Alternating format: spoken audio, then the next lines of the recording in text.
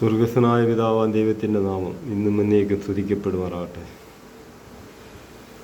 ഇന്നൊരു ശബാത്ത് ദിവസമാണ്, സ്വസ്ഥത ദിവസമാണ്.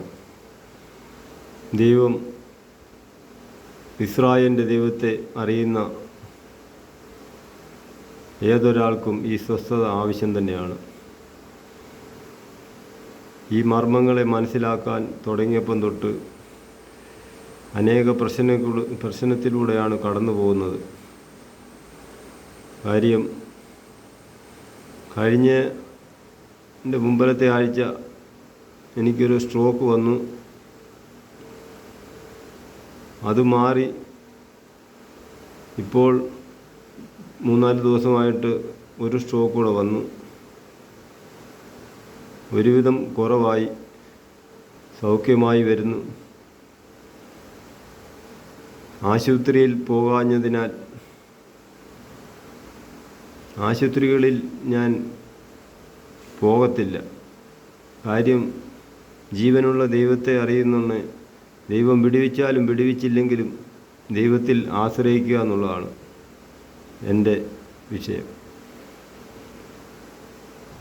ഇന്ന് ശബാത്ത് ദിവസമാണ്, സ്വസ്ഥത ദിവസമാണ്. ഈ പ്രശ്നങ്ങളൊക്കെ മധ്യത്തിലും കർത്താവിൻ്റെ വചനം പറയുവാൻ അവിടുന്ന് കൃപ തന്നു.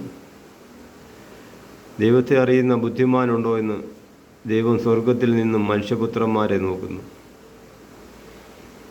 അതിനോടകമായി ഭൂമിയിൽ ഊടാടി നടക്കുന്ന പിശാച് ആരെ വിഴുങ്ങണം എന്ന് വിചാരിച്ച് അവൻ അലറുന്ന സിംഹം പോലെ ഭൂമിയിൽ കൂടെ ഊടാടി നടക്കുന്നു. ആരെങ്കിലും ദൈവത്തെ അറിയുന്ന മനുഷ്യനുണ്ടെങ്കിൽ അവനെ തെറ്റിച്ച് കളയുവാൻ,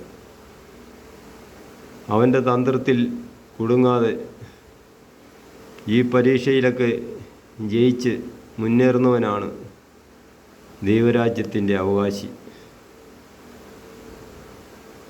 ഇതിൻ്റെ മർമ്മങ്ങളെ മനസ്സിലാക്കുവാൻ ശ്രമിക്കും തോറും പ്രശ്നങ്ങൾ അനേക പ്രശ്നത്തിൽ കൂടെയാണ് കടന്നു പോയിക്കൊണ്ടിരിക്കുന്നത്. എങ്കിലും ദൈവം ധൈര്യം തരുന്നുണ്ട്. സകല പ്രശ്നങ്ങൾക്കും പരിഹാരം അവിടുന്ന് തരുന്നുണ്ട്. ഇനിയും വിടുവിച്ചാലും വിടുവിച്ചില്ലെങ്കിലും ആ ഇസ്രായേലിൻ്റെ ദൈവത്തിൽ ആശ്രയിച്ച് ആ ദൈവത്തിൻ്റെ പുത്രനിലൂടെ തന്നിരിക്കുന്ന വചനത്തിൽ വിശ്വസിച്ച് മുന്നോട്ട് പോകുവാൻ പൂർണ്ണമായി കഴിയുന്നുണ്ട്.